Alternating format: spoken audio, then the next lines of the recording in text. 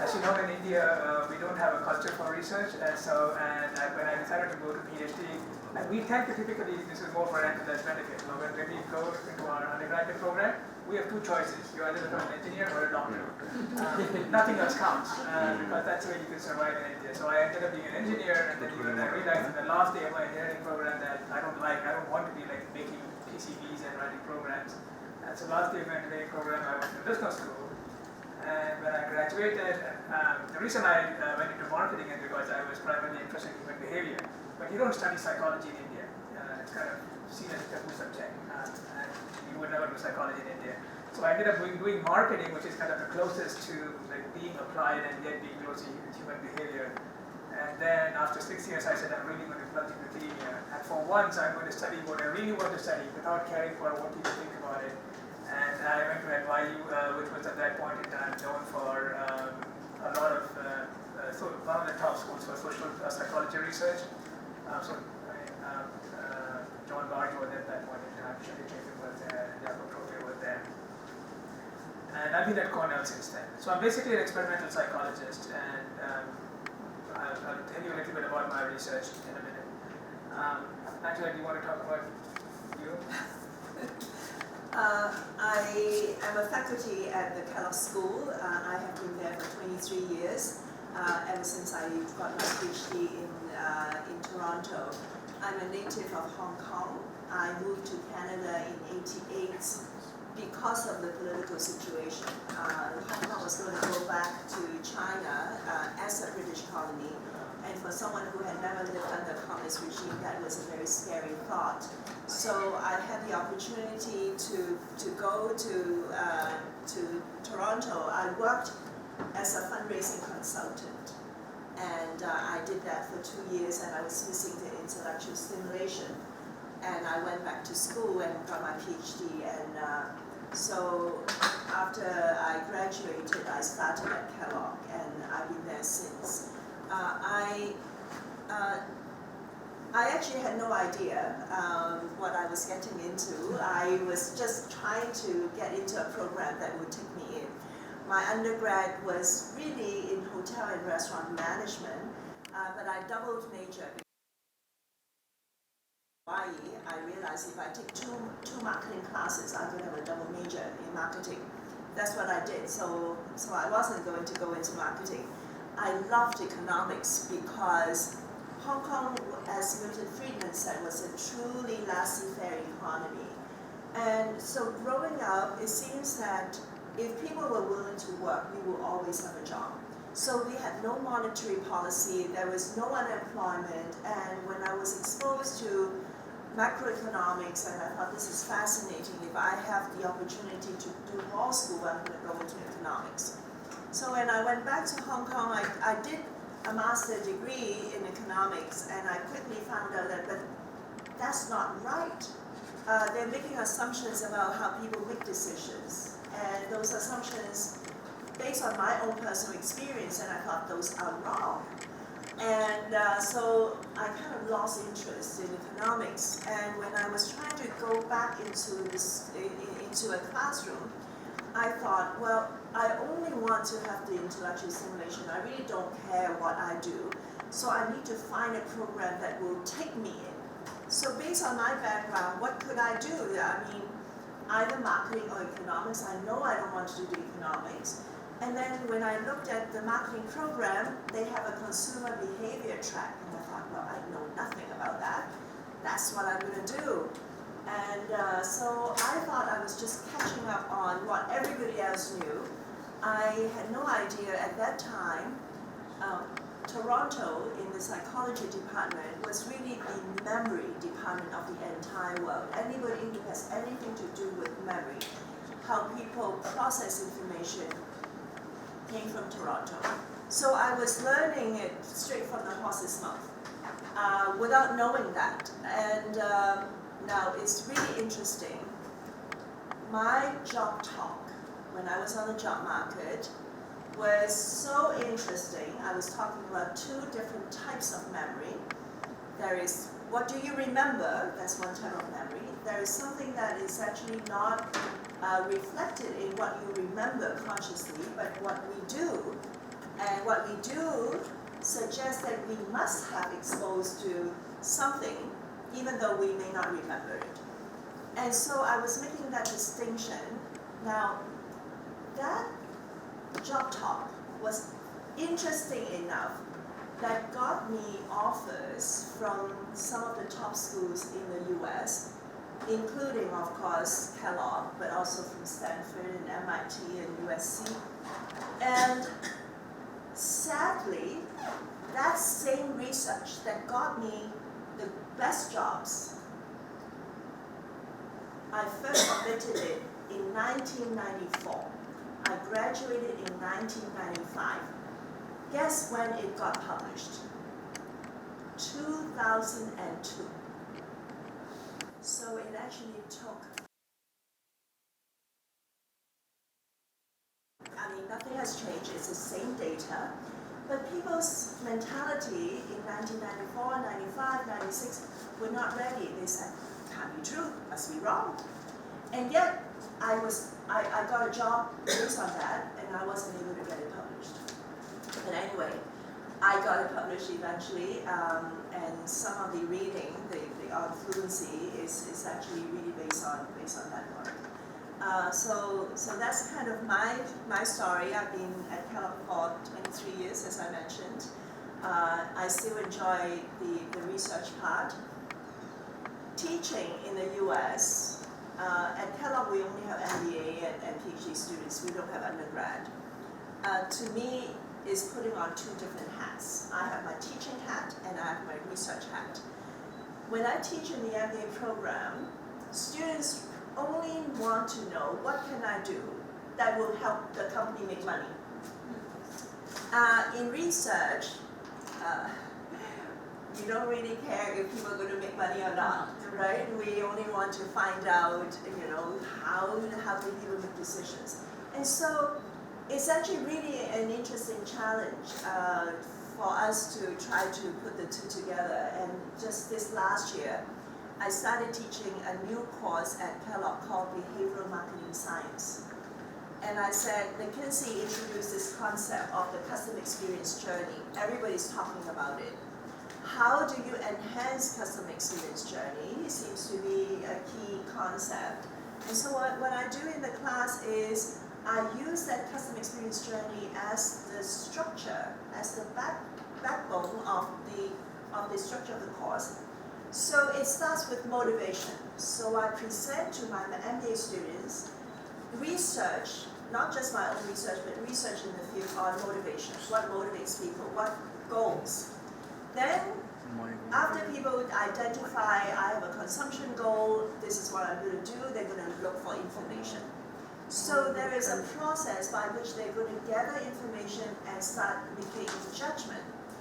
And people make judgment not just based on the information that they have, which is the cognition part, but also based on what they think about the way that they apply the information, which is the metacognitive part, but also based on their feelings, so it's the affective part. So I walk them through these three things, and then we get to choice. Strangely enough, we don't always choose things that we like the most. Then we introduce all the biases in behavioral economics, the choice architecture. And after that, for the companies, it doesn't end there, right? Because after they choose it and use you, you want them to come back. So we talk about loyalty. What makes someone loyal? When they identify with the brand, that's what makes them loyal. So then I introduce research on loyalty, but mostly it's really research on compensatory consumption. People use consumption to actually help them feel good about themselves. And when they do that, that is the brand that they are going to come out and defend on social media. So we talk about that. And so I'm trying to slowly, after 23 years, try to bring my research really into the classroom for our MBA students. Long intro. Thank you for the time. Thank you. No, thank you. Okay. So I think we have had a slide on expectations and concerns. I thought I'd go around the room, but in the interest of time, I think we're just going to move forward. I'm a little at a loss on how to conduct this session because I really don't know what is it that you expect from this, right? So I can see two different types of expectations in my mind. One is, I want to do experimental research and I want to understand experimental psychology. How do I do that? I've had these kind of conversations that I am in Bangalore, I've had this conversation with SPJIMR, and that's one route to take. The other one is, I want to know what are the interesting topics you're working on. And I'd like to hear more about it, more like the Jack Sid kind of piece that you had. So I don't know which one you guys are veering towards. I expect maybe it's a split between both in both cases. So what I request of you is to make this as interactive as possible. Raise your hands, ask questions. And no question is a stupid question, at least for me, because it gives me some glimpse into how you're thinking. And I have to really understand how you're thinking so that we can come to a common ground on that I can tell you things that are relevant for you. Okay, so raise your hand and ask questions. So what I thought I'd do today, I looked at what JGBS is going to talk about tomorrow and what Angela is going to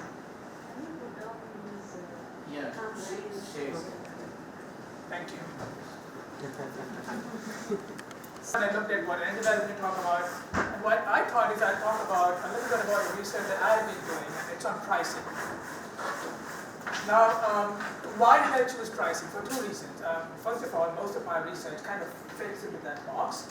But for me, research into pricing is a little bit like Angela talked about.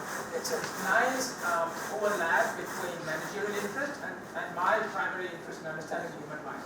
So you can look at each of these studies and look at this as a basic tutorial on how the human mind works in the context of crisis. But it's not really about crisis. It's really about the human mind works. It's really about the dual process models of human behavior. How we have two different kinds of judgment and decision systems. One is a more deliberative system, and the other is a more intuitive system. I'm trying to write a conceptual piece, and I'll focus mostly on numbers. I'm trying to write a conceptual piece on dual process models in numerical cognition, where I refer to the first part as the mental arithmetic model, rule-based system, which is based on the arithmetic rules that we learn in schools, and an intuitive system, which uses intuitive processes of learning and implicit memory and heuristics to make decision making, and how our everyday evaluation of numbers is a confluence of both of these. So you can look at all that I'm talking about in that context, dual process methods of making decision making, or you can look at it in the context of the problem and say, well, this is a pricing problem that managers might be interested in, so what should managers do? So depending on your taste, you can approach it from both ways.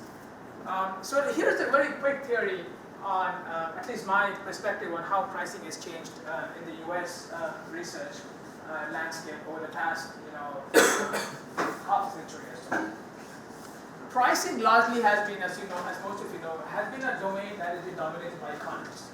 Right? Even today, unlimited by capacity, they will process all the relevant information.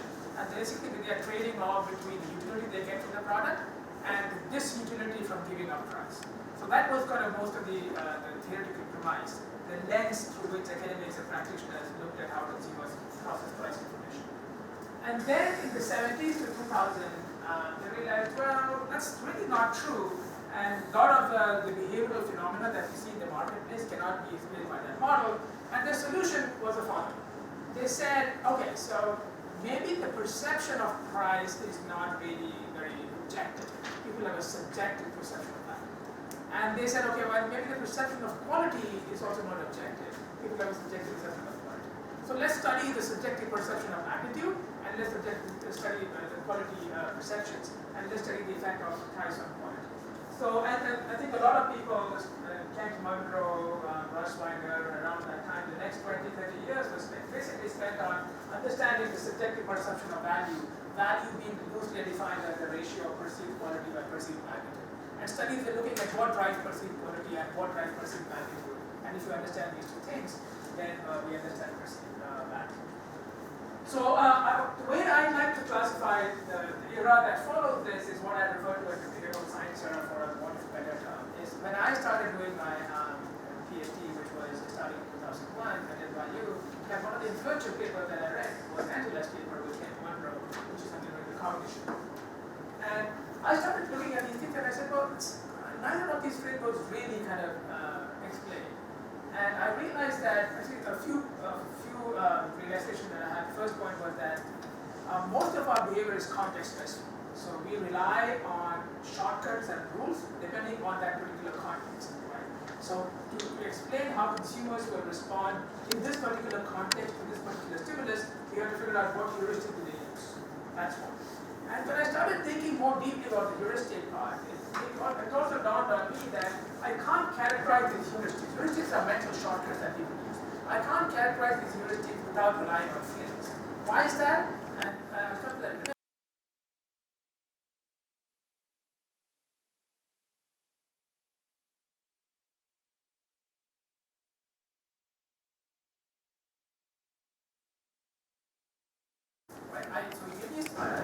Consumer, you give me a stimulus, I look at it, I go through a process of making a judgment, and I don't know how I made the judgment, but yet I know the answer. So how do I know the answer? So obviously it has to be some kind of subjective feeling. And it's a very loose term.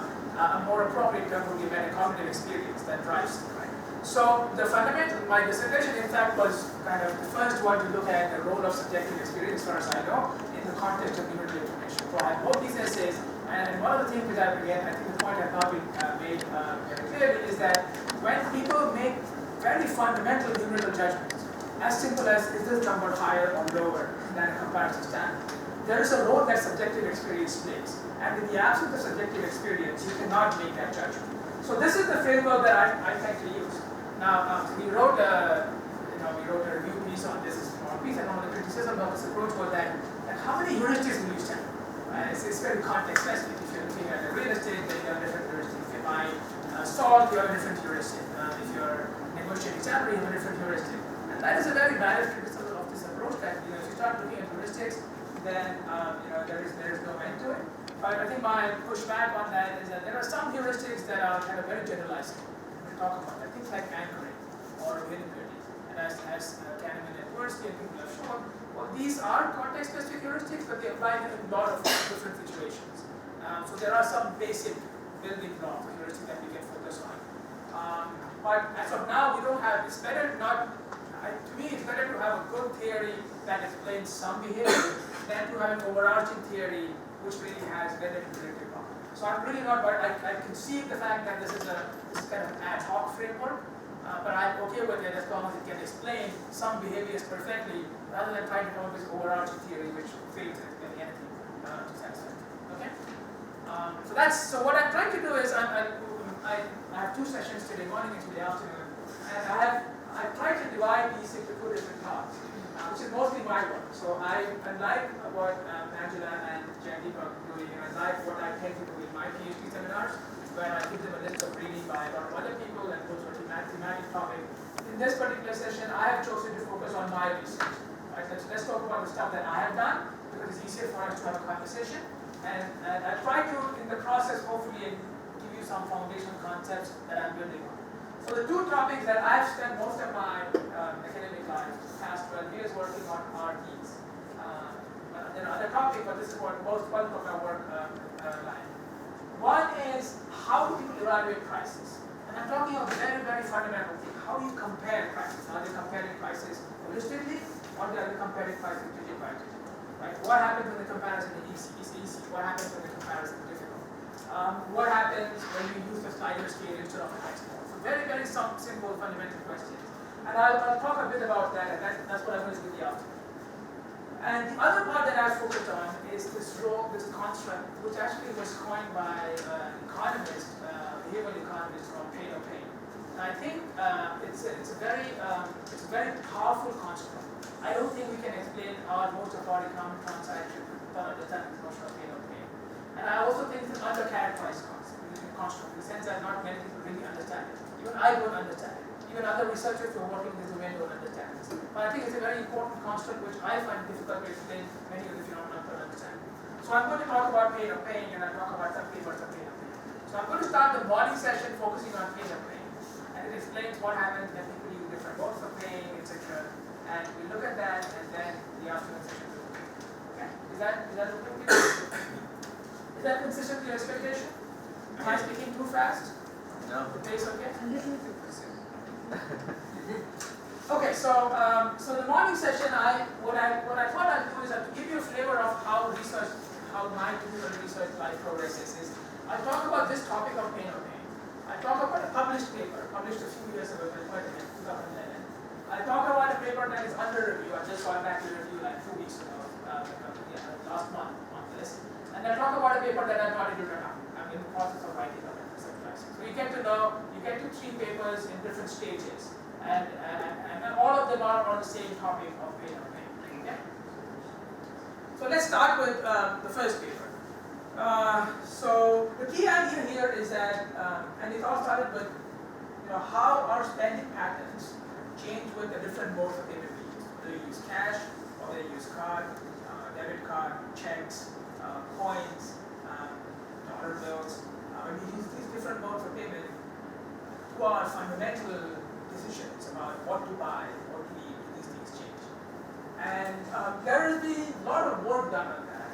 And people have, one thing that has been shown for a long time now is that people do spend more money on when they pay with card. The first person, as far as I know, to show this in a lab was this guy called Feinberg. So he had a study where he would bring people into the lab and make them sit in front of a computer and ask them how much are you willing to pay for this. And what he did is, for half the people, it's an experimental study, he introduced them to logos of MasterCard and Visa card. And the other half didn't see their logo. And what he found is that when they're exposed to these logos, then people are more likely to spend more money on products. They say that they need to pay more just by looking at those logos. There is a citation that there's another very more impactful demonstration of this in the field. There is a citation is not there. What he did is he actually ran a field study version of it. So Feinberg's study was in the context of lab experiments. His explanation, his theory was called is based on conditioning. Have you guys heard of conditioning theory? Okay, so he was basically that there is a stimulus response association. People spend more when they see credit card logos, and that's why you're spending it. The notion called pain of payment, the concept of pain of payment was not around at that time. So it was all about like people learn to spend more when they see credit card, and that drives behavior. There's a very more fun illustration of this experiment in the field context. They went to a lab, they went to a restaurant, and in restaurants, they give you this binder where you have with the check in it, and you put your payment in there. So the check usually comes inside this small folder, leather binder. And they had 2 versions of those. In one version, they had the American Express logo. The other version did not have American Express logo. And then they looked at whether just having the American Express logo changed the amount of money people give on tips. So in the US, everybody kind of tips, that's an art. But the amount of tip can change. And what they found is that if your check is given with an American Express logo on it, people tip more. So it was kind of conversion evidence. And then since then, Priya Raghuveer, George Schwarzer, Philip Soman, Archima, Khaled and Lowenstein, more importantly, before any of these, they said, well, the reason why this was we don't really know why this is happening, and the conditioning account is really not satisfactory, and we have to come up with, there was a dissatisfaction with behaviorist theories, and people were moving towards information policy theories. We have to have a more satisfactory explanation for the phenomenon. And they, Khaled and Lowenstein introduced the notion of pain or pain. And their idea was that when you spend money, you experience an aversive feeling, and that feeling, they call it pain or pain. I think it's probably, to the best of my knowledge, like the first subjective experience and emotion that has been labeled by economists, right? Mostly emotions are labeled by psychologists. We have people study regret and guilt, and regret is different from guilt, and people kind of tie themselves in not explaining how these two are different. But all of these are done by psychologists. Like there are 30 different emotions, and everybody trying to understand how the appraisal of these emotions are different. This was the first emotion that was, where the economists said that we have to understand. And why was it such a big deal? Can anybody guess why pain or payment at the emotion was a big deal in the behavioral economics literature? Because economics literature has no place for emotions, right? It's all based on utility maximization. So you have now George Lowenstein, the card-carrying economist, was coming and saying that, hey, well, let's hold off for a moment. We can't, just by relying on utility, you can't explain why do people spend more when you have a debit card versus cash. credit card, you understand, people get more credit, you don't have money. But debit card and cash are basically equivalent. Why would people spend more credit card than cash? And they said we have to bring this notion of pay no pain. And because this construct was introduced by economists, you will also find that it's not as nuanced as the emotions introduced by psychologists. George Lowenstein is the same guy who wrote Riskless Feelings, right? Yes. Yeah. No, Riskless Feeling was the Oregon guy. What's his name? Oregon, Pure, right? No, the person who does only research. He is at the research center at the Oregon Institute of Research. No matter, we can check later. Yeah, it'll come back to me. Yeah. Yeah. But I just felt. But it's a similar concept. This person. I think he made a transition now into the emotional world. So he's a behavioral economist now. Yeah. George Lowenstein is a behavioral economist. I think he's one of the people who are taking these things to get for Nobel Prize, etc. So he talks about emotions and he talks about how emotion play an important role. And because he's an economist, economists take him more seriously. But for us who are at the cusp, it's an interesting observation because we look at psychologists and we say, well, this has been done in psychology for like 50 years, but nobody cites them or nobody kind of looks at their work seriously. But when the economist says this, everybody says, oh, it's very important. Like suddenly it becomes more impactful. Anyway, so they introduced the notion of pain, and Joydeep and Priya, they started talking about memory processes and say, well, if you're actually paying using credit card, then you don't keep track of money. Right? So those became the two kind of dominant processes. Like, why do people spend more money on credit card? Either because the memory processes, you're not keeping track of money, or you feel it. Okay, so that's kind of a history of what has happened in the past. There was an interesting study preceding the paper that I'm going to talk about, and here's the irony. I cited this work, but I have not read this work very carefully. You know why I have not read this work carefully? Because it was published in a journal called Marketing Letters. So Marketing Letters is something that I have not sent any paper to so far, because I've been told that you should try. I'm trying to give you all the inside gossip, these juicy stories, how it works in a team. So I've been told that if you really want to have a reputation, you should publish only in JCR, JMR, Marketing Science, and only those papers. And I kind of try to stay on that road. And so I cited this work. So when I published this in Marketing Letters, and I said, okay, I just cite this because so it's some credit cards, I didn't read the paper carefully. After I published my work and went and read that paper, and I said, that this is exactly the same thing that he's found. This is what I'm reporting. I should have never read the paper, embarrassed, like I should have cited this, which I do now much more in detail. So what he did is a very nice field study, and this is why I did not go to a talk here in Marketing Letters, because it's a very nice field study, but it doesn't get at the process. What he did is he approached around 200 shoppers who were just around the store. He stopped them and said, okay, show me your shopping basket. Let's kind of look at what's on your shopping basket. Give me the receipts, I know all the items. And tell me how you paid for it. You paid with check, card, or with cash. And then he took all those receipts and gave it to some RAs, and they coded all the items and said, well, does the kind of food item, grocery food item that people buy from the retail store, depending on the company mode of payment they use. And he came up with these two different terms. One was called consumption flexible items, and the other one was called consumption inflexible items. Okay, so consumption flexible items are like candies or things that you don't really need, but you buy, and some people might call these, and we call these impulsive items that you buy already. It's not a planned purchase. And consumption flexible items, well, these are not exactly the same constructs, but we use it loosely. He called them consumption flexible and consumption inflexible items. And what he found was that when people paid so when you look at the consumption inflexible items, oil, cooking oil, or grains, or salt, and those kind of things, it doesn't matter how you pay. The amount of money spent on consumption inflexible items remain constant regardless of the mode of payment.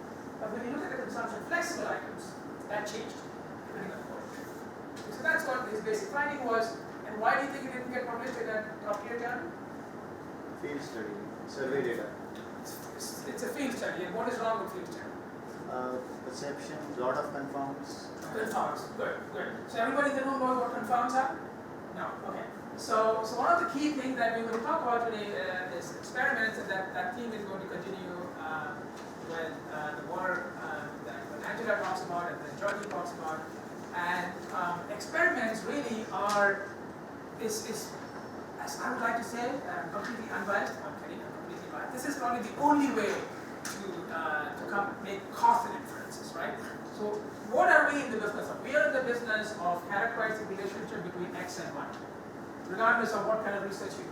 So X could be brand, X could be price, X could be depression, X could be any stimulus, X could be color, X could be any stimulus, and Y is the behavior. Y behavior could be shopping behavior, it could be attention, it could be an emotional response.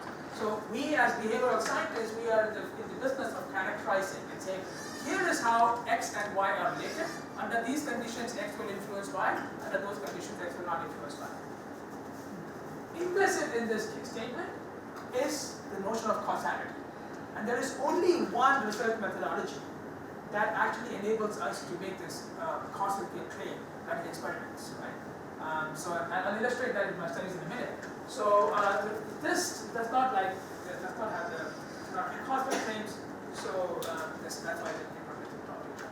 There is some more work that has happened subsequent, more recently, and I just want to kind of touch on it. Is that other researchers have now found that if you actually pay using cash and versus card, after you buy the product, you feel more invested in the product for which you paid cash, as opposed to paying. So this is kind of a quick overview of what has happened so far. Okay? So I'm going to jump into my research question. So around 2009, I started looking at this question. So I was talking to co-author of this paper, he was Suni, and he told me that he has access to shopping data from a retailer store. And I started really okay, so here's another tip. Why that happens is that when we have published the top tier journals, so we have to look at two aspects. One is establishing causality, getting at the process. But we have to also look at something called external validity. You guys heard the term? So what does that mean? Valid in the field.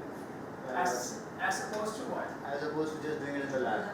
Internal validity, right? Okay. So if you can't write a paper about the phenomenon that happens in the field, but you can also establish causality, and if you can nail the process, that's kind of a short way to get a paper published.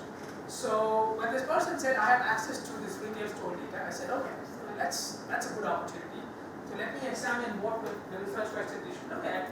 And I realized that, well, at that point I had not read this paper carefully. So I didn't even know this existed and somebody had looked at that. If I had known, I probably would not have even written the paper. But at that point I didn't know, and I said, well, people have shown that they spend more when you use credit card. But I said, and everybody was talking about obesity, and I said, well, might the mode of payment change have in any way contributed to the obesity crisis in the US? So is there any correlation between the increase in the obesity that we've seen in the past 3-4 decades and the way people are paying? But this is a very, very important problem, right? Not just in the US, but I think many countries, including India. I was in Bangalore a few years ago. I was giving a talk, and I presented this paper. And newspaper front page article the day I landed was about the increase in incidence of blood pressure and diabetes in Bangalore. I'm pretty sure that's true in most of India too. So I'm not trying to make a strong conclusion for what is driving obesity. Obviously, obesity is a very one-time determined fact. It's caused by the kind of food items you eat, subsidy policies, lifestyle changes, etc. But ultimately, we have to all pay money. Nobody's eating free food, right? Everybody has to pay money. And my hypothesis was that one thing that has changed is ever since I started using cards, I stopped worrying about, do I have enough money in my wallet? What is the thing that you do when you go to the store? What's the first thing that you do when you go to the store? If I didn't have card, I would this is what I do. I have a wallet, I have enough cash. So over the past 3 decades, what has changed is that people have stopped doing that because you don't need to have cash. You don't need to think about having cash. Does that small change, it's a crime actually, right? So does the absence of thinking about do I have cash change the way we evaluate stimuli and we end up on? So that's the question that I wanted to probe with this research. So the idea was that maybe the more we are moving to a cashless economy, more likely is that we end up buying our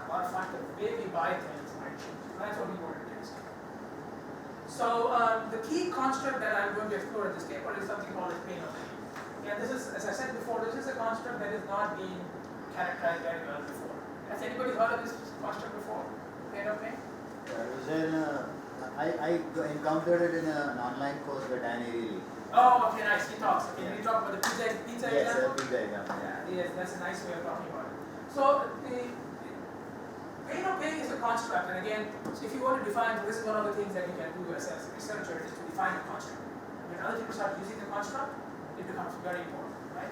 So these guys made a construct which became very powerful, and other people started using it, and so much so that a researcher like me, I can't explain some of the phenomena without referring to this construct.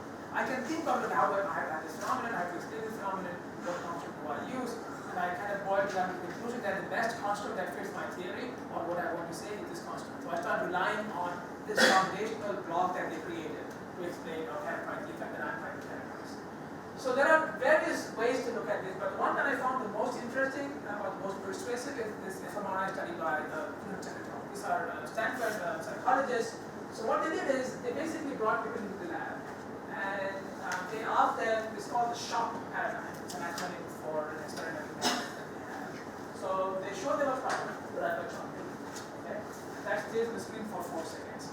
And all the while people are looking at it, the brain is scanned. And then after 4 seconds, the price also comes up. Okay? So you can scan the brain here, and then the prices come up, and how the brain activation scan changes. And then they have to say, will you buy this at this price, yes or no? And then there's a fixation, and then another number comes up. And so people are, it's a very artificial contrived situation, right? You're all wired up, your head is all wired up, you see the stimulus, 4 seconds, 4 seconds, 4 seconds, 4 seconds, another stimulus, and hundreds of stimuli, and they're actually buying. And it's consequential because they're given an amount of money, and they said that depending, if you say yes, then we'll take those products, and we'll get a bunch of those products, and we'll actually apply your money to those products, and you have to go back to those products instead of money. So you can't just kind of say that for the sake of saying it's consequential, in the sense that instead of money, you'll end up getting the products. And what they did is, they started scanning the brain, and they said, well, so if you look at the activation during this part of the exposure, that's implicating preference. So if certain brain areas can be active only during this part, that brain area is involved in preference. If you're going to look at this part, well then it's more than preference. It's showing the people's responses to what? Money, the price. And here is when they make the choice. And what they found is that there is this one particular part of the brain called insulin. And when the price that they showed exceeded people's expectation, at the end of the study they were asked, how much do you think is the price? And they computed the difference between the expectation and the price that they saw. When it exceeded the expectation, the insulin activation was higher. Okay? So the conclusion that they came to was that, well, and they tried to regress their actual behavior. They did a model where they looked at the actual behavior and tried to predict the actual behavior using the insulin activation. And what they found is that when they look at the actual behaviors were predicted by the insulin activation even after controlling for things like price, etc. So you have the self-reported measures, you have the experimental factors that you manipulated, and even after putting those factors in the model, if you actually put insulin activation, it was a significant predictor of behavior. So what is the conclusion from that? The conclusion was that, first of all, choices are driven by insulin activation. And insulin has been shown to be the part of the brain that is involved in, if I slap you, your insulin is going to start firing. Right? So it's the part of the brain that is linked with physical pain. And that's why they came up with this term that, well, price, when you pay price, then it can have pain or pain. So the key assumption that we were making is that, well, if you actually start paying in cash versus card or debit card, and even if it's completely comparable, exactly identical in terms of consequentiality, when you pay with cash, you might have higher pain than when you pay with card. So your insulin activation, to use that framework, could be higher when you pay with cash than you pay with card. And how might that change behavior is what we're trying to do. So the key idea was that if you pay with card, so your prefrontal cortex, the information that you have in your frontal part of your brain is the same. Everybody knows what the price is. Everybody knows what the product is. Everybody knows all the information is the same. What is changing is your insulin activation is different. Okay? Now this is different from what commonsensical approach would be, because if you go and talk to your grandma about like, oh, do people spend more with cash than with card than with cash? She'd say yes. That's because people don't pay attention to price, right? So when people are paying with card, they don't care about price. They're not keeping track of price. That's why they spend more. But what this is saying that even when you're paying attention to price, even when every bit of information that you have in your brain is exactly the same, the difference is that people, when they're paying with cash, their insular activation is high. When you pay with card, your insular activation is lower. And that's what is causing differences in rate of payment. And that might be causing people to budget cards differently. That point clear? That's something striking. Why can't we call it as the ease of payment?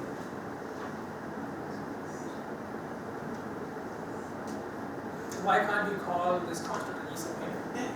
The ease of payment might cause people to use a card over cash.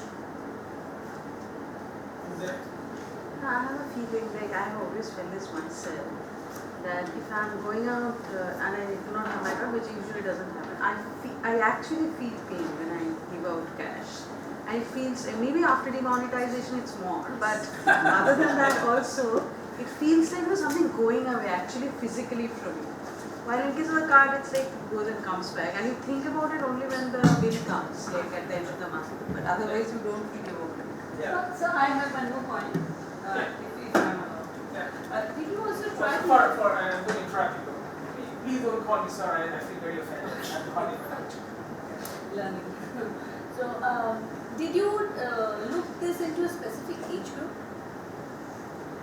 No, so I'm not.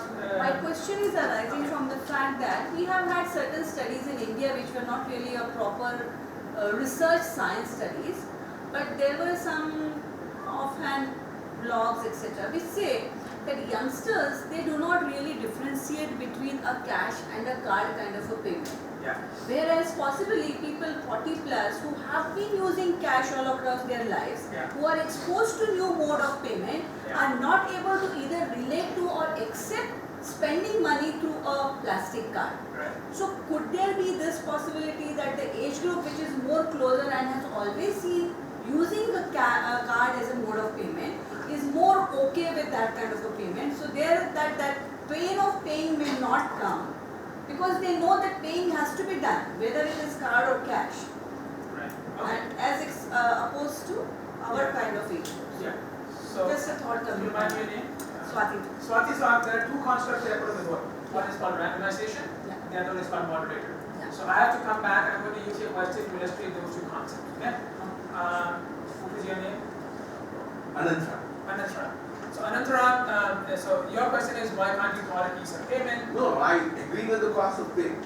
Yeah, I don't dispute that. Why can't But there is something called ease of payment which might also make somebody pay for a card rather than cash. So the You convenience, see that- the convenience factor of Convenience, yes. convenience. I don't have to carry cash with me. Okay.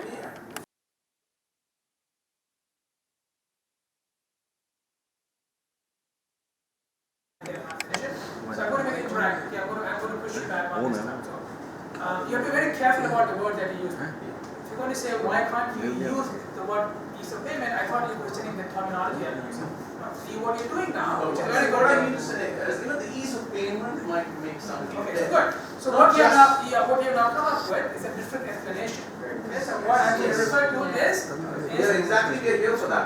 yes, exactly. So you're going to come up here. What you've come up with is an alternative account. Can I again interrupt? Would an ease of pain mean No, that ease of payment. ease of payment, not Ease of payment? payment. Oh, okay. Ease of Yeah. payment. Yeah, so Payment of- Anantara has an alternative account called ease of pay. Okay, and what we do is we should discuss is can we rule out that account.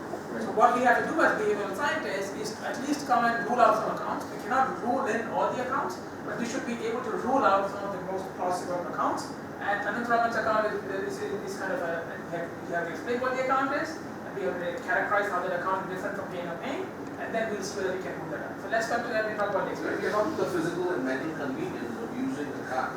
The ease. Yeah, you have to Ease. yes, but listen to me carefully what I'm saying. You have to think about this. How is ease of paying different from pain of paying? Yeah. Okay? So we have to discuss that construct. We have to describe those two constructs, and then we have to see whether they The sensory burden comes down. Sorry? The sensory burden is much lesser Well, hold your horses. Think about this. I'm going to show you the data. Think about this, hold your horses, think about this process, and we'll come to the discussion. And I'm going to warn you. Let me repeat, I don't dispute the pain of it. You should dispute. No, I'm not disputing. Be brave, don't. Hey, come on, I'm very bold. See, pain of payment exists, but along with that, there's something called the ease of payment. Okay, good. So let's try to use the language we're trying to. So we have an alternative account, and we'll discuss that, okay? But I should give you one more warning. So what do I expect from this? I have an hour and a half today in the morning, an hour and a half in the evening. What I want to do, and unfortunately I'll not be here, Angela will be here during the break session, during the discussion session, I'll not be here. But before I wrap up, I do want to go around the room. And I'd like you to come up with some research questions and research ideas that you would want to investigate.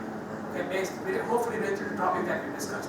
So while you're listening to this, keep your brains turning and come up with a research question that you think is worth exploring. And then what we'll do is we'll try to list them down here and see which of them are really worth exploring versus which ones are not. Is that okay? Is that a fair deal?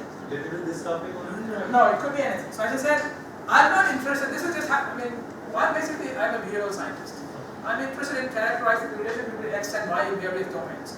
The recent paper that we just submitted is on the effect of moral cues on conspicuous consumption. X is moral values and Y is conspicuous consumption. So I'm interested in characterizing any relationship between X and Y as long as it helps me understand the brain processes better. So I'm doing this in the context of pricing because I thought it will appeal to a lot of the audience here. So it could be anything. Is that okay? Okay, so this is the model. Now I have a theory. So what do we have now? We have a research question. The research question is externally valid. Every time I'm writing something, who's my audience? Who do I keep in mind? Hello. Colleagues. I definitely don't keep in mind practitioners. Reviewers. There are only 3 people in the world who are important for it. People who are going to read my paper. And I think in many of my papers, one of those 3 people would have been Angela. So I'm thinking, okay, so Angela is going to read my paper. How does she think? Okay, and if she's going to read this, is she going to agree with this or not? Right? So I have to keep that in mind. So I have an externally valid question, which most people would say, this is interesting. I'd like to know the answer to that. But everybody, like if Vitala Rao or Jack said, yeah, they don't know anything about my research. They don't know anything about my area. But it's a question that is kind of relevant for them. They say, makes sense. I'd like to know the answer to that. I have a theoretical model, which is based on some constructs which have been introduced in the literature, and people have started buying into it, right? And then I have to test this model. So now we have the kind of the makings of a theory. So you need to have all these elements. And now we have some alternative accounts, what is the rate of payment, what is the use of transaction, what is causing it, and we can come up with many of those because my reviewers are going to come up with lots more of those. So my job basically is over a kind of span of 2 or 3 years is to keep on ruling out the various accounts my reviewers are going to come up with. So that's my life. Okay? I'm currently reviewing it, that is the review. Okay, yes, good, very good. But you have to hold the standard of the reviewers for JCR and JMR. Absolutely. I will raise up after you have this thing. Okay, good. Excellent. So the key idea here is that what I'm going to propose, this is actually a modified version of my original theory, the original one does not have this, is that what pain of payment does is that when the insula is activated, so it's got nothing to do with the information that you have or whether or not you pay attention to prices, it's really the negative arousal that you experience.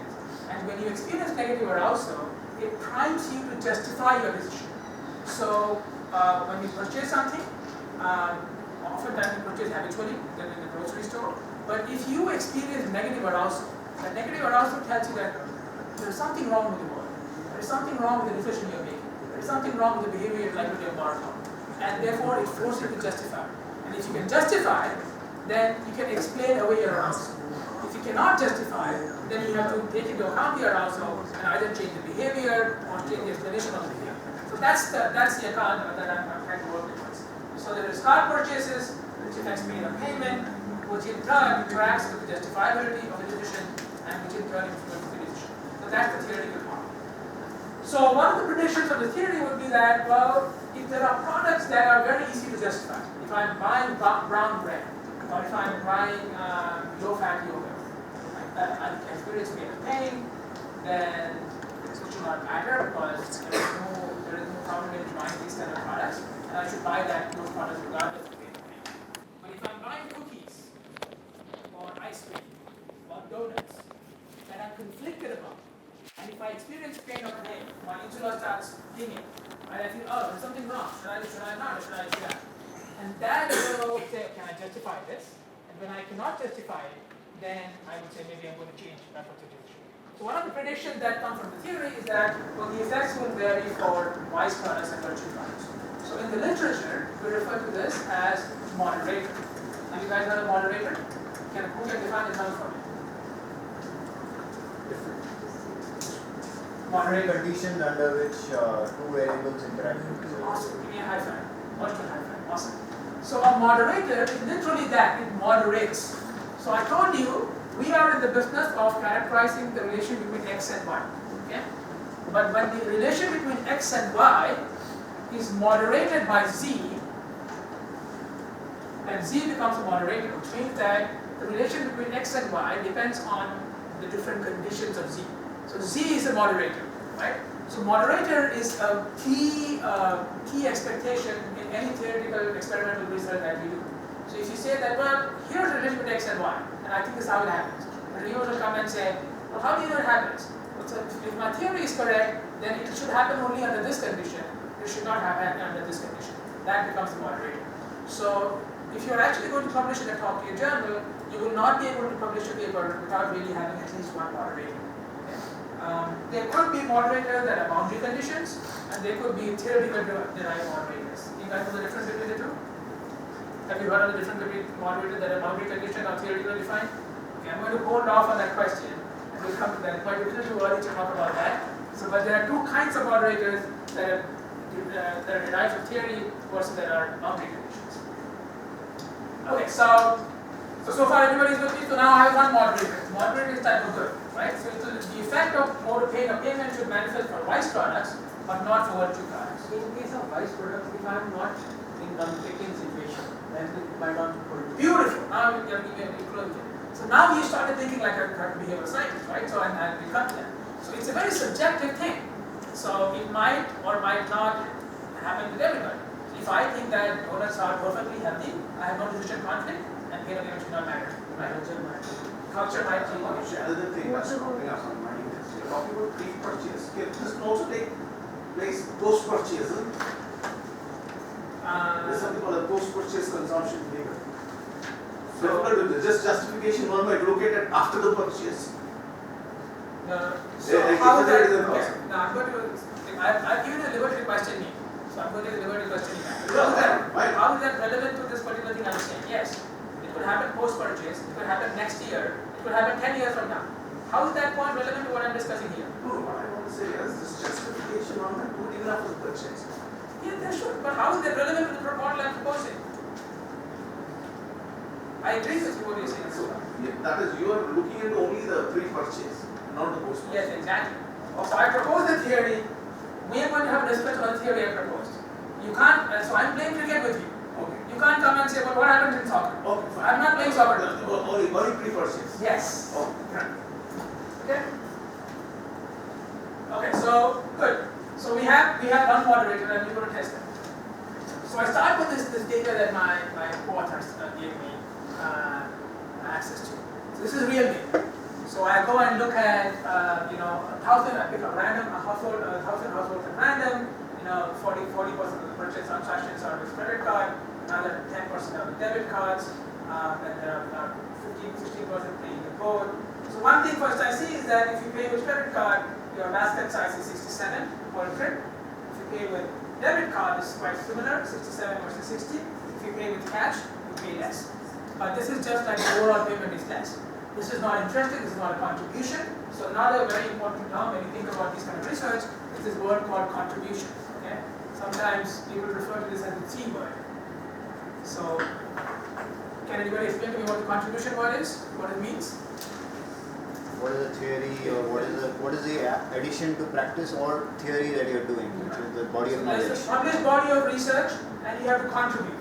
And all that we do is coming up with a solid, robust contribution where I can rule out all alternative accounts. And when you try to be very careful about doing that, it is basically, it says that if I'm going to be very, very careful about ruling out alternative accounts, then I can't be making contributions that are too big. Because if I make very big contribution, everybody's going to question me. right? So I have to kind of narrow down, say, okay, I'm going to make this contribution, nobody else has shown this, I'm going to rule out all the alternative accounts, and when all my 3 reviewers sign off on this, then I have a paper. So this is already shown, interesting stuff, already shown, nothing new here. So what we have to figure out now is, well, what is not being shown. Soman had shown it, but I was not aware of it. Fortunately, my reviewers were not aware of it.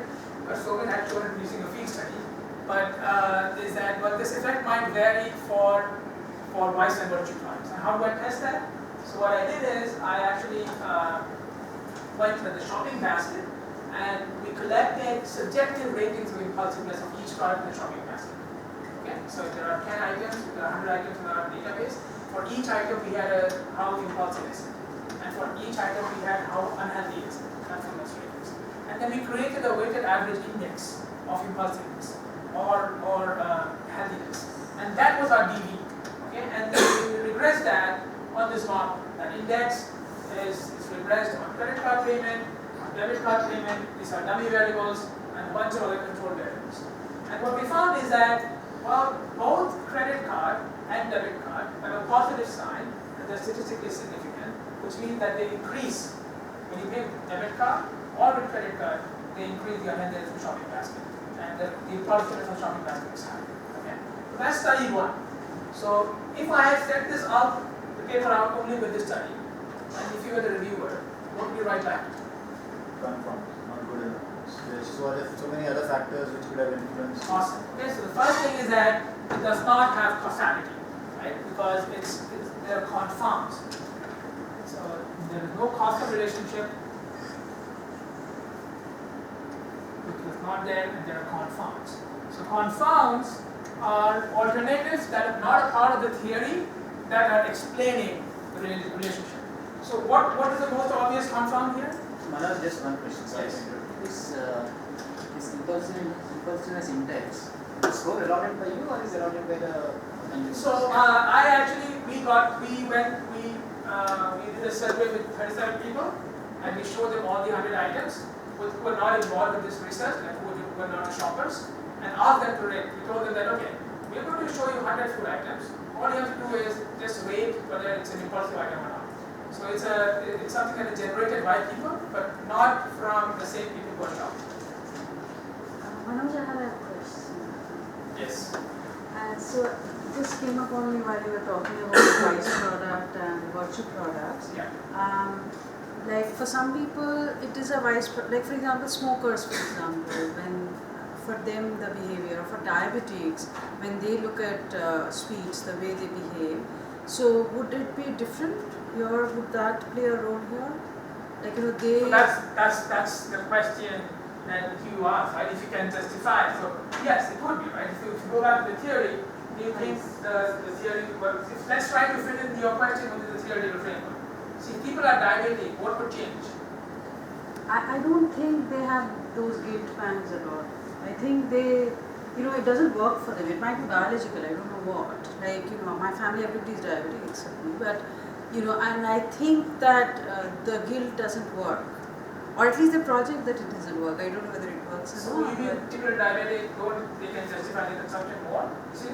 I think they can't stop themselves for whatever reason. Okay, When they so- see sweets, they can't stop themselves. Okay, so if they can somehow justify, okay, so if you can somehow justify that it will not work.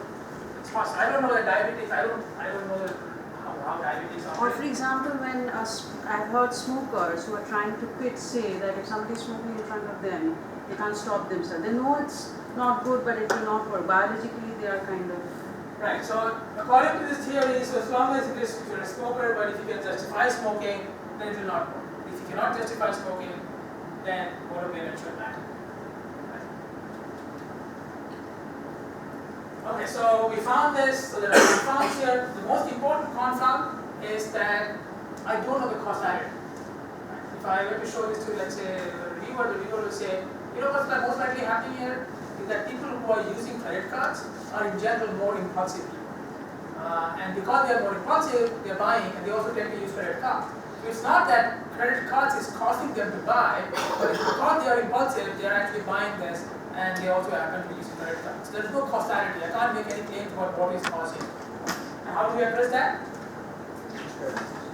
only one thing that you enter in the experiment, right? So regardless of whether you recall these papers and constants, what you should recall and focus on are these things. What is the contribution? What is the definition of a contribution? When do we use an experiment?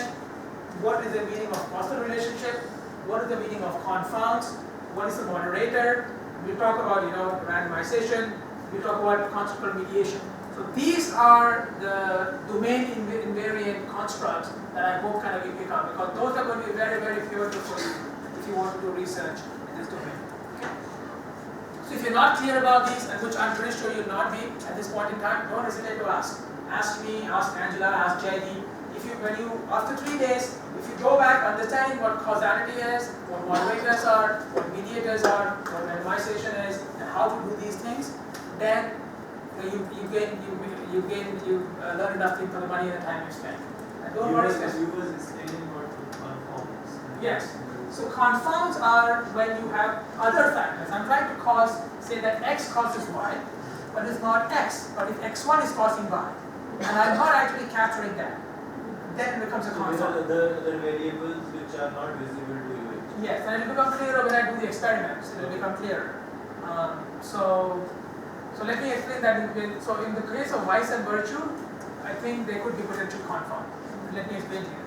So first I'm going to establish causality. Don't worry about causality, because the previous study didn't have causality. So how do I establish causality? So I do an experiment in the lab. I bring people into the lab and I tell them that there's a new retail store coming into the city. The store managers are interested in knowing what kind of food items you want. That's it. So we don't tell them the actual purpose of the hypothesis of the experiment, right? So the hypothesis is usually people are blind to the hypothesis. Why is that? You want to simulate real conditions to the extent Actual behavior you want to predict. Right.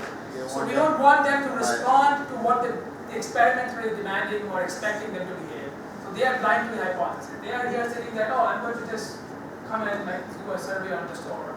And half of them, we tell them that half of them they see before they do the shopping, they see the screen. And the other half see the screen. The screen, they call the store accepts all the credit cards. The screen says that the cash, they expect cash. This is the only thing that changes across the two conditions. Everything else is same for the 20 minutes of the experiment. Only one screen, which they looked at for like 2 seconds or like 3 seconds, and the only thing that changed. Okay? And so then I manipulate the type of products. So everybody sees 20 products in a random order. So you guys, have you run experiments? Show of hands. No, that is the one issue which I understand. So how many of you run experiments? We have show of hands. 1, 2, 3. And what software do you use run experiments?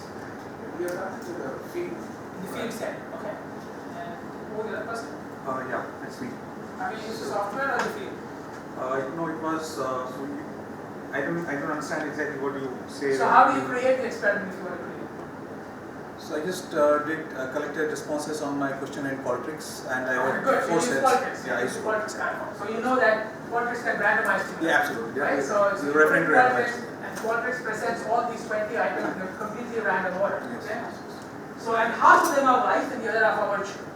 Now there could be potential conformity. So I'm thinking that vice products are the products that are by definition unhealthy but purchased on impulse. Okay?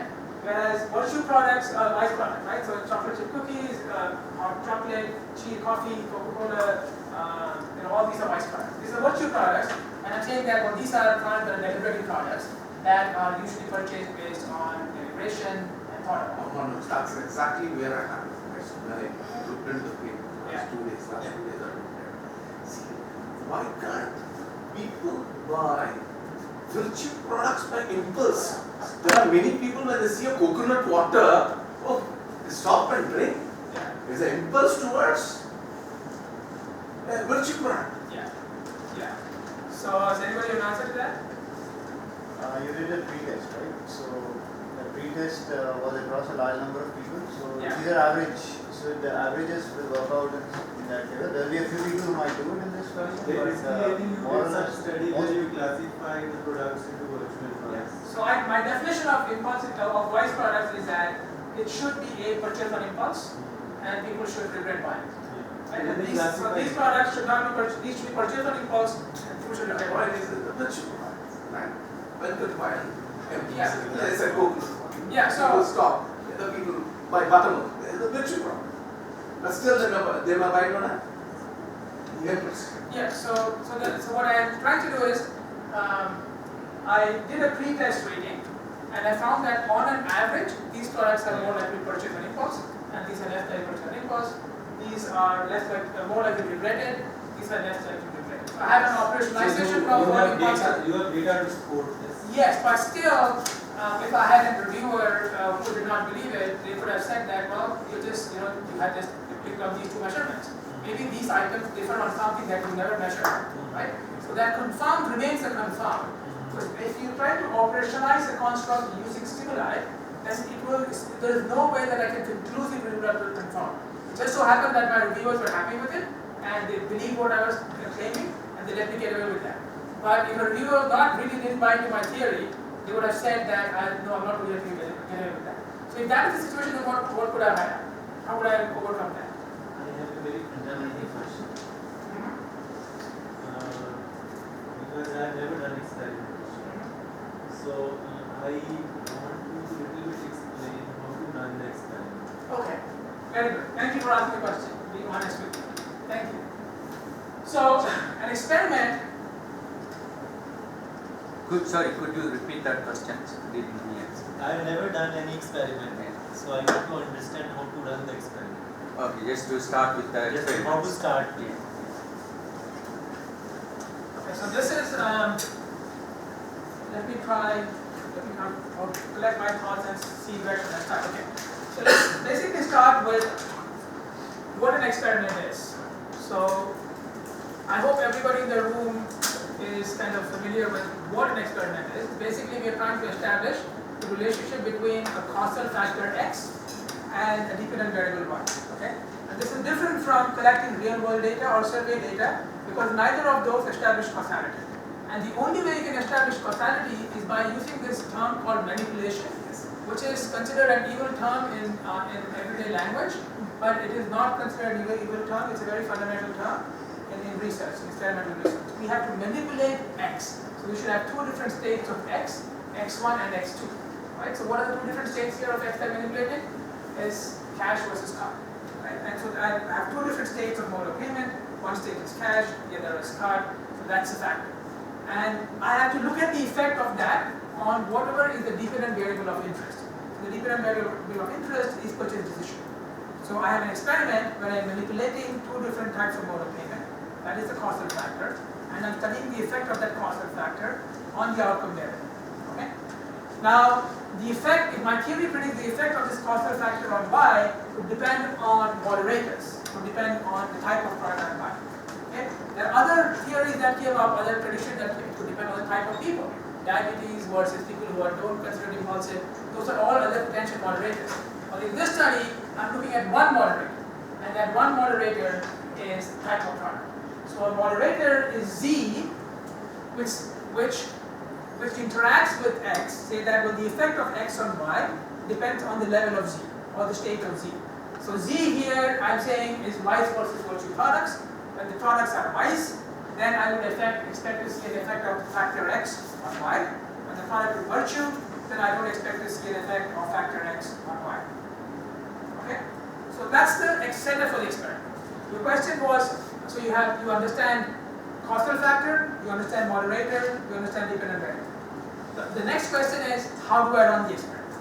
To run the experiment, the first thing that you need, there are two kinds of experiments. There could be lab experiments / online experiments, which are basically simulations, where you're trying to make people pretend that they're behaving in a particular manner, and this is also very useful, and this is a lab experiment. Or there are field experiments, where you go to the store or you go to the field and you actually change X really and see how people behave. Okay? And so What you need to run a lab experiment, let's focus on that first, is you need two things. You need a software to create the experiment, where you can code the experiment. And it usually looks like a survey. For all practical purposes, it's a survey, but it's not a survey. And I get very annoyed when people refer to a survey, an experiment as a survey, because it looks like a survey. It shows that people don't really understand what experiments are. It's not a survey because there is one factor being manipulated in the survey. The two surveys are not identical. If it's a two-factor, it's a one-factor, two-condition, two-cell experiment, then the two surveys are not identical. They differ on one particular factor, and that is being manipulated. Is that clear? So you need a tool like Qualtrics. It seems one person has used that tool. It's a very popular tool. So you can use any survey software, but they should be able to create multiple conditions. So that's the first thing that you do. Just want to imagine that the lab at Symbiosis has media lab at that. Awesome, very good. So you guys have state-of-the-art products. Okay. And so media lab you can use for more advanced experiments like priming experiments. You can use that for measuring reaction times more accurately. So this is server-based, so you can't measure those things, reaction times. And the other thing you need is you need a source to collect data. So at the lab of Symbiosis, I'm guessing we have a subject pool where you can recruit people from. Or nowadays, a lot of people are doing it online. So you have crowdsourcing.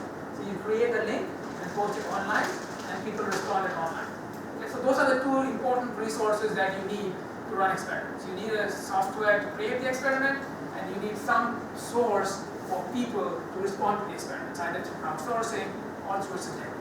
Okay, so that's another point I'd like to raise. If any of you are in that space, MTurf is not available to India. Yes, MTurf is not available in India. So if there's anybody who can influence that, well, you can easily create a crowdsourcing platform in India. Mechanical Turk, Amazon. So one of the good alternatives is Prolific. There's a website called, I recruited my participants from Prolific. That's a UK based website. Pretty good, equally good. So Manoj, just one question. Yes. Since you're talking about the software for experiments, is it open source software for experimentation? No, this is a paid software. Most institutions, every institution in the US has access to Qualtrics. Even our undergraduate students have access to Qualtrics. How do you pronounce that? Qualtrics. QUALTRICS.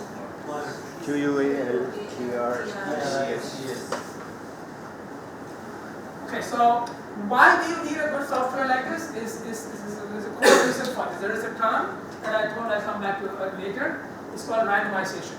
And there was a question on the age that you had asked, right? There's a vary with the groups of age of people who had asked that you had asked. So one of the most fundamental things of experimentation, and you have to listen to this very carefully because I have had these questions. It's a very simple thing what I'm going to say, but most people don't understand this. And I've had very senior quant people ask this embarrassing question and embarrass themselves in talks. Okay. So one of the questions that people ask is, oh, so you have this 100 people in this group and 100 people in this group. How do you know their age is not different? How do you know their gender is not different? How do you know these people are not very health conscious?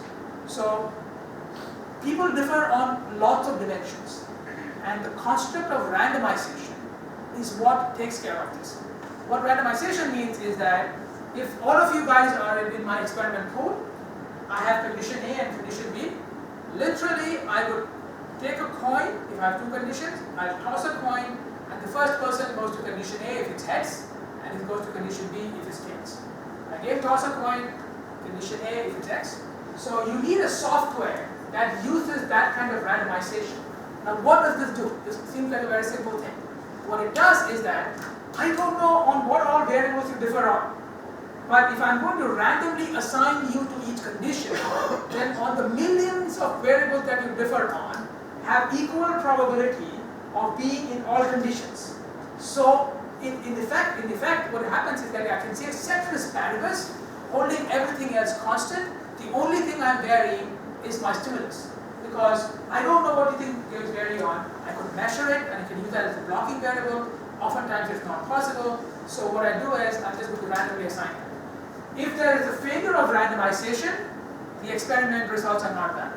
So when you try to do field experiments, oftentimes if you do in a store, you see they might not be randomized. Right? So if you're doing in the morning and the evening, the people who are coming in the morning are not the same as people who come in the evening. So it's based on randomization. So you do a store experiment, you are stronger on external validity. It happens in the real world, but you don't know whether X is really causing Y. So it's weaker on construct validity even to some extent. It's weaker on all other types of internal validities. Okay? Is that clear? Does that make sense? Did I answer your question? How are we doing on time? 5 minutes. We have 5 minutes left. Okay. So I kind of told myself I don't really care how many slides I cover. I just want to kind of make sure that we have a conversation and I kind of give you a topic that we cover. Okay, so I do this experiment and what basically find here is that I want to introduce one more construct that I made remember. Okay. So this is what we found for virtue products. There is no effect of mode of payment. For vice products, there is an effect of mode of payment. Okay. And then what in the study what we did is after the shopping, I asked them, how did you feel about spending money on the shopping trip? Okay, so what am I trying to get at? I'm trying to measure pain or pain. And see, I also used a facial, it's kind of more of a sensory response scale. So you're trying to measure affect, alright? So I'm not saying this is the way to do it, but the point I'm trying to make is that when you're trying to measure these subjective experiences, you have to think about the law. What is the right measure that I use to get at these subjective experiences? Because if you don't get that measure at the right time, using the right measure, you might not be able to tap into it all. Because what we're trying to do is tap into this very ephemeral subjective experience which is going to vanish in some time. And so you have to be very careful about measuring it. So after much kind of calibration, this is the measure that we came up with to see how they feel about how this can happen. Okay, and this is the key thing that I want to introduce. This is the other key theoretical way of testing experiments. It's called mediation. Okay? So what is mediation? So I talked about randomization, we talked about moderator. If you're not clear, you have to ask the question. Because if you don't ask the question, I'm going to ask the question later, and then you should know what mediators are. So the next term is mediation. So what mediation, so moderator is one way of testing the theory. If my theory is true, it should hold only for vice products, not for virtue products. So type of product should be moderated. If my theory is true, it should happen only for people who feel guilty about it, not for people who don't feel guilty. So justification, ease of justification or guilt is a moderator.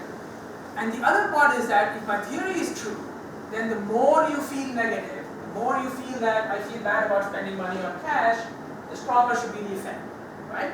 And if in a regression model, if I control for this, so what is really causing it here is this. Theoretical model is that I have cash causes pain of payment, right? I feel bad, and this pain of payment is affecting my behavior, right? That's my theory, right? Everybody with me? So when I'm running the analysis, I'm looking at the effect of this is my X on Y. But the effect of X on Y is actually funneled to another variable, and this variable, let's call it W. So actually X is affecting W, and W is affecting Y. That's my theory, right? So if this is true, then if I control for W in my model, there should be no effect of X. Because X is causing W, and if W is not there, and if I say, well, I want to look for the effect of W, there should be no effect of X. So that's the term we say that the effect of X on Y is mediated by W. Okay. How many is different from 100? It is external intervention. X doesn't have a direct effect on W in moderation, and it is full mediation. Otherwise, like this is a partial mediation. Good, right? So mediation is that the effect is funneled through the variable, whereas moderator is saying that the effect of X on Y depends on levels of Z1 and Z2, right? For Z1 there is an effect, for Z2 there is no effect. So the moderator moderates, changes the effect of X on Y. The mediator mediates, that it is the mediator, it is the intermediary between X and Y, right? So these are the two fundamental foundational building blocks that's covered in Experimental Design 101, like if you join a PhD program in the US, and the first thing they'll do is, let's learn this. If you don't know this, you can't have a conversation, right? So that's the first thing. So we measure this, and we look for mediation, and what we find here, this is beautiful, you kind of do methodology here. So you find that when you control for this, actually this is full mediation.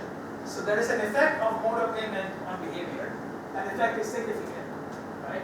And when I control for this effect, like when I include this in the regression analysis, this is the indirect path, this effect becomes not significant. It becomes 0.14. So when I say, well, my effect of mode of payment is mediated through pain or pain, that's why I established it. So I have one moderator and I have one mediator.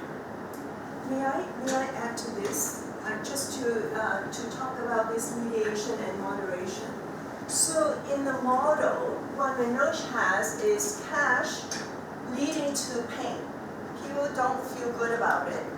Pain now affects behavior, right? So now pain is the mediator. The moderator in the model is the vice versus virtue. So you have to actually think, where is the moderator operating? Is it operating cash leading to pain?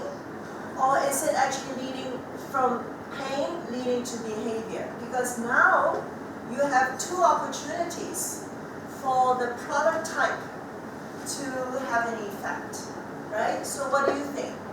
What do you think? Does vice versus virtue happens here? Does it affects whether you're going to feel pain or not?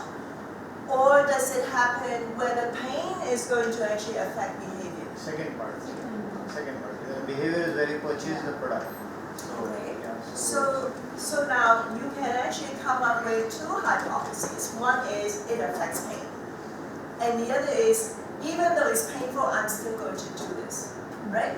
So now you have two hypotheses, and the Manoj paper did not actually show us where the moderator is. So it could be another study. This is how you can now look at the model and say, well, but this is actually still incomplete. We can now do another paper to actually talk about where does this pain happen relative to the vice versus virtue. So I don't have the data, but my intuition is it is still painful, but I'm going to still do this, right? Your intuition is right. If you look at the theory, so that's a very good question. Thank you, Angela. So if you look at the theory, credit card is affecting pain or pain. It should affect everybody, but the effect of pain or pain depends on justifiability. If you can't justify, then pain will not. But you have, I think, what the beautiful point that Angela made here is that you have an opportunity now to make a contribution. So you read this paper, and when you have a question like this, then you'll be wondering, okay, so what is really happening? Is mode of payment changing? Or is mode of payment changing the pain of pain? Which means, is the moderator operating here? Is Z affecting this path? Or is Z affecting this path? Right? And now we have like more advanced statistical models to figure out these kind of various kind of models. It's possible that Z could be affecting both too. Right? So this is called moderated mediation. So the mediation is now being moderated by the moderators, and you can figure out which one is happening. So I think it gives you a flavor of what business we are in. We started this paper by talking about, oh, let's look at cash mode of payment and how people are buying and all of that. But ultimately, if you ask me, it's really not about any of these things. Because tomorrow, mode of payment could be mobile payment, it could be something else. It's really about the role of negative arousal, okay, and what causes the negative arousal here. So that's a kind of an ecological question. What is causing negative arousal? And how it moderates behavior or affects behavior in certain situations. Under what conditions it does, and under what conditions it does not. And I don't have the time to go over the subsequent studies that I have. So I have two other papers that I told you. One, we look at the effect on food stamp users. That's a paper that I reviewed. The food stamp users are people at the bottom of the pyramid in the US who get food subsidies from the government. And the food subsidies are dispersed through a card, which looks like a debit card. So it's almost like a debit card which is charged by the government. Okay. Do you think the effect that we talked about will be stronger or weaker on them, and why?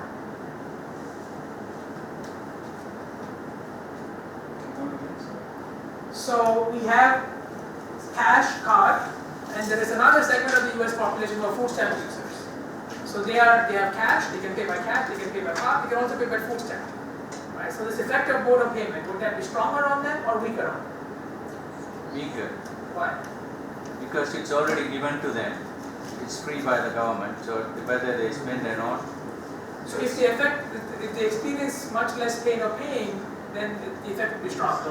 Is it like a windfall effect? Would a windfall effect come in there? Would they treat it like lottery games so that they can So you would say that the pain or pain is the weakest for food stamp users because they don't feel any pain at all, and the effect should be kind of stronger for them because the pain is much I have a feeling that there might be, when you're giving food stamps, the cashier will see it and know that you are at a particular level, so that might have an effect, and maybe that is why they will hesitate to use food stamps.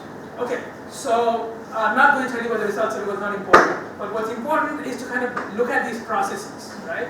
So is it because of the point of sale in transaction you are happening? Is it because the pain of payment, on hypothesis pain of payment is the lowest for food stamp usage? You can look at that. I have another study where we actually measure skin conductance and we look at the arousal levels. And again, we'll not talk about that, but we're trying to look at, is it really caused by, I'm not sure about attention to price at all. How do we know that pain or pain is not increasing attention to price? It's quite likely that people experience more pain or pain, they start paying attention to price. If you don't experience pain or pain, they don't pay attention to price.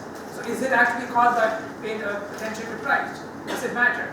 So to delineate that, I'm measuring skin conductance and seeing arousal versus attention to price, and which of these factors matter more when you're purchasing. So I think the point here is that once you have this basic framework, then you make contribution to the literature by looking at the underlying assumptions, which the reviewers might think is an important assumption to test, which is either consequential for the theory or consequential for practice, and say, well, it's important for you to understand whether it's caused by paying attention to price. Or it's important for you to understand how this effect will vary for food stamp users because it's an important section of the consumer market.